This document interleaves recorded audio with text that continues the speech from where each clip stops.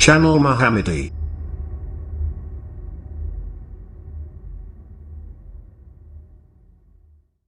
अस्सलामु अलैकुम वरहमतुल्लाहि वबरकातुहू नहमदुहु व नुसल्ली अला रसूलिहिल करीम अम्मा बाद।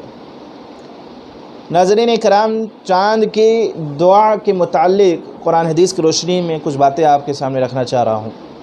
अल्लाह रब्बुल इज़्ज़त कुरान के अंदर इरशाद फरमाता है सूरा बकरा के आयत नंबर 189 के अंदर कि यसअलूनका अनिल अहिल्ला, ऐ नबी लोग आपसे नए चाँदों के बारे में दरियाफ़्त करते हैं, नए चाँदों के बारे में पूछते हैं। कुल, तो आप कह दीजिए हिया मवाक़ीतु लिन्नासि वल हज, कि ये लोगों के लिए और माए हज की तय्यीन के लिए वक्त की अलामतें हैं। यानी इस चाँद से मालूम होता कि आया कि ये शाबान का महीने का चाँद है कि रमज़ान का है कि ये ज़िलहिज्जा का है, तो इससे ये मालूम होता है ये कौन से महीने का चाँद है। ये वक्त का पता चलता है, चाँद से, सूरज से, सब वक्त का पता चलता है इससे। ये अलामतें हैं वक्त को पता करने की। तो हमारे माशरे के अंदर चाँद को लेकर बहुत ज़्यादा इख्तलाफ है, बहुत ज़्यादा इख्तलाफ है। सबके अपने अपने दलाइल हैं। जो मज़बूत बात है, जो मुझे समझ में आती, जो मज़बूत बात, बुखारी शरीफ के अंदर एक हदीस है कि नबी अलैहिस्सलाम रमज़ान का ज़िक्र करते हुए फ़रमाया कि ला तसूमू हत्ता तरबुल हिलाल, कि जब तक चाँद ना देखो रोज़ा ना शुरू करो। वला तुफ्तिरु हत्ता तरहु, इसी तरह जब चाँद ना देखो रोज़ा मौकूफ़ न करो। फ़इन गुम अलैकुम फ़क़दरुहु लहु, और अगर बादल छा जाए तो 30 दिन पूरे करो। बुखारी शरीफ हदीस नंबर 1906। ये हदीस बतलाती है कि चाँद देखकर ही रोज़ा रखना है। अपने इलाके की अगर गवाही मिल जाती है, कहीं से मालूम हो जाता है, मजबूत गवाही, मोतबर गवाही से अगर मालूम हो जाती है कि फ़लाँ जगह पे चाँद देखी गई, तो अपने अपने इलाके के हिसाब से रोज़ा रखा जाएगा। इसमें कोई शक की बात नहीं है और ये हदीस यही बतलाती है। और चाँद देखकर ही हमें रोज़ा छोड़ना पड़ेगा, यानी ईद की तैयारी करनी पड़ेगी। ठीक है। लेकिन बहुत सारे लोग इस मसले को इतना ज़्यादा इख्तलाफ इसके अंदर कर दिया है कि मस्जिदें अलग हो गई हैं, जमातें तकसीम कर लिया है, फ़ला जमात बन गए हैं रुयत के ताल्लुक़ से लेकर, और बहुत ज़्यादा इसको इख्तलाफ का मसला बना दिया। मेरे भाई ऐसा ना करें, अल्लाह के वास्ते ऐसा ना करें। इख्तलाफात होने के बावजूद भी मोहब्बत बरकरार रही है सहाबा के अंदर, और ऐसे बहुत सारी मिसाल हैं, बहुत सारी मिसाल हैं। ज़ैद बिन साबित रज़ी अल्लाह ताला अन्हु का इख्तलाफ अब्दुल्लाह बिन मसूद रज़ी अल्लाह ताला अन्हु से कई मसाइल पर इख्तलाफ था, तो क्या उसके बिना पर उनकी मोहब्बत आपस में ख़त्म हो गई थी? नहीं, मोहब्बत बरकरार थी। इख्तलाफात अपनी जगह पर है, मोहब्बत अपनी जगह पर है। हो सकता है हमारी और आपकी राय ना मिले किसी मसले पर, तो उसकी वजह से हम मस्जिदें अलग कर ले या जमात बना ले अपनी तरफ से, या अलहदा हो जाए, ये ये अच्छी बात नहीं है मेरे ख़्याल से। तो मैं आप लोगों से गुजारिश करूँगा, ख़ास तौर से अवामुन नास से, कि देखिए ये मुख्तलिफ़ी मसला है और इसके अंदर हमें नहीं पढ़ना चाहिए। ठीक है। हम उलमा इकराम के मातहत रहें कि जिस इलाक़े में हमारी कमेटी है, हमारे लोग हैं, जमात जमीयत के लोग हैं, हम उनके ही सरपरस्ती में रहें और वो जैसा कहें हमें वैसा करना है, अगर वो कुरान हदीस की रोशनी में बात करते हैं तो। और अल्हम्दुलिल्लाह अभी तक जमात अहले हदीस अल्हम्दुलिल्लाह कुरान हदीस की रोशनी में ही बात करती है। तो हमें उनके जो जिस जगह की जमात जमीयत है वहाँ की उनकी बात हमें माननी पड़ेगी और उन्हीं के साथ चलना होगा। ठीक है। उन्हीं के साथ रोज़ा रखना, उन्हीं के बीच में रहना, उन्हीं के साथ ईद मनानी है। तो हम सब अपने जो देखेंगे कि अपने इलाके के हिसाब से चले, अलग ना करें, इससे इख्तलाफ पैदा होता है और इख्तलाफ से बचें हम लोग। ठीक है। इख्तलाफ से बुज़दिली आती है, इख्तलाफ से हवा उखड़ जाएगी, इख्तलाफ से नामो निशान तक ख़त्म हो जाएगा। तो इसलिए इख्तलाफात ना करिए। अल्लाह रब्बुल इज़्ज़त कुरान में इरशाद फरमाने का इताअत करो अल्लाह के रसूल की, वला तनाज़अू फ़तफ़शलू वतज़हब रिहुकुम, और आपस में झगड़ो मत वरना तुम्हारी हवा उखड़ जाएगी, तुम बुज़दिल बन जाओगे। आज यही मामला है कि हम लोग आपस में झगड़ के आपस में लड़ के आ देखिए कहाँ से कहाँ हम लोग पहुँच गए हैं, कितने दुश्मन हम लोगों ने बना लिया है। इसलिए अफसोस की बात है ये। तो इस मसले को लेकर लड़ाई झगड़ा ना करें। ठीक है। आइए देखते हैं हिलाल को देखते हो। और हिलाल देखिए हर चाँद को नहीं बोलते हैं, हिलाल बोलते हैं नए चाँद को। ठीक है। तो अल्लाह के रसूल सल्लल्लाहु अलैहि वसल्लम का तरीक़ेकार क्या रहा नए चाँद جب نکلتا تھا تو اللہ کے نبی علیہ الصلوۃ والسلام کیا پڑھتے تھے، کون سی دعا تھی؟ اور ہم سب کو اہتمام کرنا چاہیے نئے چاند دیکھنے کی، کوشش کرنی چاہیے کہ ہم لوگ نیا چاند دیکھیں، رمضان المبارک کا چاند دیکھیں، عید الفطر کا چاند دیکھیں، عید الاضحیٰ کا چاند دیکھیں، چاند دیکھنے کی کوشش کرنی چاہیے ہم سب۔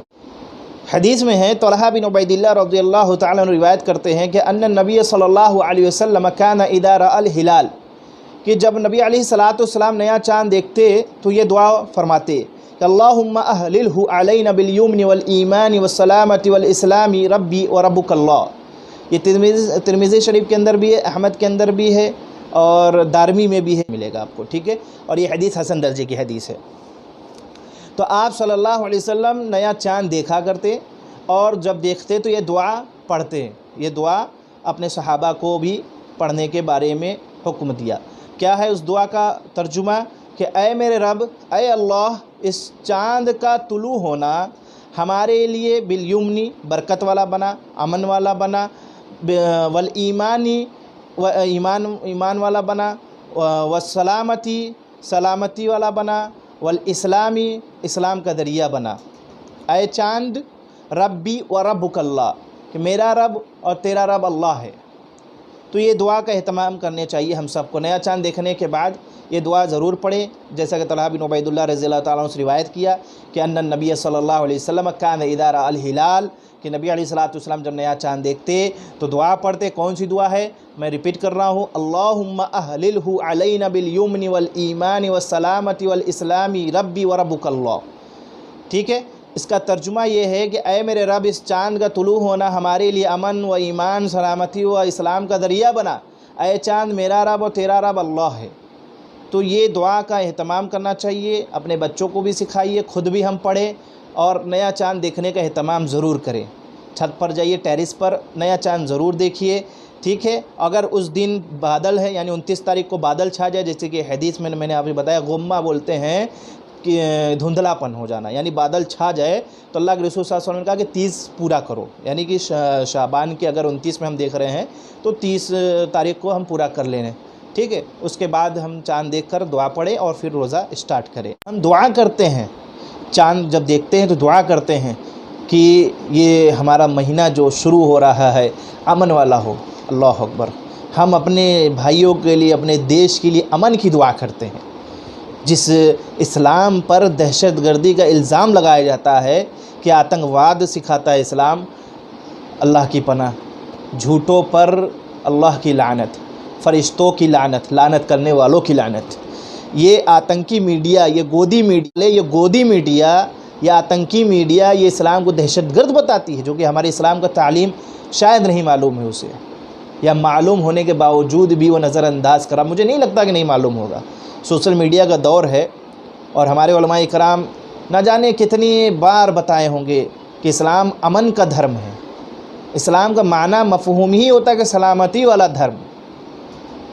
ہم ایک دوسرے سے کو ملتے ہیں، سلام کرتے ہیں، السلام علیکم ورحمۃ اللہ وبرکاتہ، اللہ آپ پر سلامتی نازل کرے، رحمت اور برکت نازل کرے۔ تو یہ سلامتی والا دھرم کبھی آتنک والا ہو سکتا ہے؟ نعوذ باللہ، بالکل نہیں ہو سکتا۔ یہ جھوٹی بات ہے، یہ دنیا کا سب سے بڑا جھوٹ ہے کہ اسلام کو کبھی آپ سنیں کہ آگ اور پانی اکٹھا ہو گئے ہوں، تو آتنک و اسلام کبھی ایک نہیں ہو سکتا ہے، ٹھیک ہے۔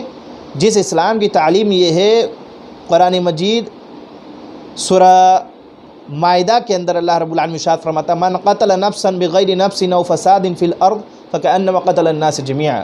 اس کا مفہوم میں بتاؤں آپ کو آپ کے الفاظ میں، تاکہ آپ سمجھ سکے کہ اگر کوئی نردوش ویکتی کو کسی نے ناحق قتل کر دیا، گویا اس نے ساری انسانیت کا قاتل ہے، اور کوئی اگر نردوش ویکتی کو قتل ہونے سے بچا لیا، اس نے ساری انسانیت کو بچا لیا۔ یہ ہمارا اسلام، یہ ہمارا دھرم، یہ ہمارا دین۔ ہمارے دھرم کے اندر، ہمارے اسلام کے اندر جو سلامتی والا دھرم ہے، اس دین کے اندر فضول پانی بہانے کو گناہ کہا گیا ہے۔ اللہ کے رسول صلی اللہ علیہ وسلم نے بیان فرمایا ہے کہ یہ تعلیم ہے محمد صاحب کی، محمد صلی اللہ علیہ وسلم کی یہ تعلیم ہے کہ فضول پانی بہانا گناہ ہے۔ تو جس دھرم کے اندر، جس دین کے اندر، جس مذہب کے اندر، جس اسلام میں فضول پانی بہانا گناہ قرار دیا گیا ہے، اس اسلام کے اندر کسی بے قصور انسان کا خون بہانا کہاں سے جائز ہو جائے گا؟ ذرا سوچنے کی بات ہے میرے بھائیوں۔ تو یہ گودی میڈیا کی طرف مت جائیے، دنیا کا سب سے بڑا جھوٹا اگر کوئی ہے تو یہ گودی میڈیا ہے، جنہوں نے اپنا ضمیر بیچ دیا ہے۔ یہ دیش کو بھی بیچ ڈالیں گے، اس لیے ان کو بین کریے، ان سبسکرائب کیجیے، اپنے گھروں سے اٹھا کر کچرے میں پھینک آئیے، ان کو دیکھنا بند کریے۔ ان کی ٹی آر پی جو بڑھ رہی ہے، ریٹنگ لسٹ جو بڑھ رہی ہے، ان کو ڈاؤن کریے، ان کی اوقات سمجھ میں آ جائے گی، جو اسلام کو برا بھلا کہہ رہے ہیں۔ ٹھیک ہے، تو ہم اس دعا کے اندر امن کی دعا کر رہے ہیں، ہے نا؟ اللہ رب العالمین سے دعا کر رہے ہیں کہ اللہم احللہ علینا بالیمنی، کہ اللہ یہ چاند جو ہم دیکھ رہے ہیں یہ ہمارے لیے امن والا بنا، یعنی یہ مہینہ جو ہم اسٹارٹ کرنے جا رہے ہیں، مہینہ ہمارے لیے امن والا ہو، سال ہمارے لیے امن والا ہو، دن ہمارے لیے امن والا ہو، ہر وقت ہمارے لیے امن والا ہو۔ پھر ایمان، یعنی اللہ ہمیں ثابت قدم رکھ اپنے ایمان پر، کہیں ہم ڈگمگا نہ جائیں، کہیں اپنے ایمان کے ساتھ ہم شرک نہ کر بیٹھے۔ تو مسلمانوں، اس دعا کی بڑی اہمیت ہے، اس کو پڑھنی چاہیے، اور ایمان سے ہی جنت ملے گی ہمیں۔ اللہ رب العزت قرآن کے اندر ارشاد فرمائے سورہ بقرہ آیت نمبر 82 کے اندر، والذین آمنوا وعملوا الصالحات اولئک اصحاب الجنہ، اور جو ایمان لائے اور نیک عمل کیے وہی جنت میں جائیں گے۔ اللہ اکبر، وہی جنت والے ہیں جو ایمان لائیں۔ اور دیکھیے، ایمان لانا الگ بات ہے، یہ ایمان کے ساتھ ساتھ صالح عمل کرنا۔ آپ دیکھیے قرآن کے اندر اللہ رب العالمین کئی مقام پہ ارشاد فرمایا، کئی مقامات پر ارشاد فرمایا کہ الا الذین آمنوا وعملوا الصالحات، کہ جو ایمان لائیں اور ایمان لانے کے بعد صالح عمل کیے۔ صرف ایمان لانا ہی کافی نہیں ہے، صرف نام عبداللہ، عبد الرحمن، فضل حق، سمیع الرحمن، صرف نام رکھ لینا ہی کافی نہیں ہے، نام کے ساتھ صالح عمل بھی کرنا ہے، یعنی جو ہمارے اوپر فرض ہے اسے بھی کرنا ہے، جو ہمارے حقوق ہیں اسے بھی ادا کرنا ہے۔ نماز جو ہمارے اوپر فرض ہے، پنجگانہ نماز ہر مسلمان پہ فرض ہے۔ کافر و مسلمانوں میں فرق کرنے والی چیز نماز ہے، تو نماز فرض ہے، مومن ہی نماز پڑھتا ہے، کافر تھوڑی پڑھتا ہے۔ تو نماز پڑھنا ہمارے اوپر فرض ہے، اس کا ہم اہتمام کریں۔ صرف نام رکھ لینے سے کافی نہیں ہے کہ ہم نماز بھی پڑھنا ہے۔ داڑھی ہمارے اوپر فرض ہے، سنت نہیں ہے، بہت سارے لوگ اس کو سنت سمجھتے ہیں۔ داڑھی فرض ہے، اللہ کے نبی علیہ الصلوۃ والسلام نے ارشاد فرمایا واعفوا اللحیٰ، داڑھی کو معاف کر دو، داڑھی کو چھوڑ دو، اس کے حال پہ چھوڑ دو۔ تو اللہ، یہ امر کا صیغہ ہے یہاں پر، یہ تھوڑی علمی گفتگو ہو جائے گی، میں آپ کو آپ کے الفاظ میں بتا رہا ہوں کہ داڑھی کو معاف کرنے کے بارے میں اللہ کے نبی علیہ الصلوۃ والسلام نے ارشاد فرمایا۔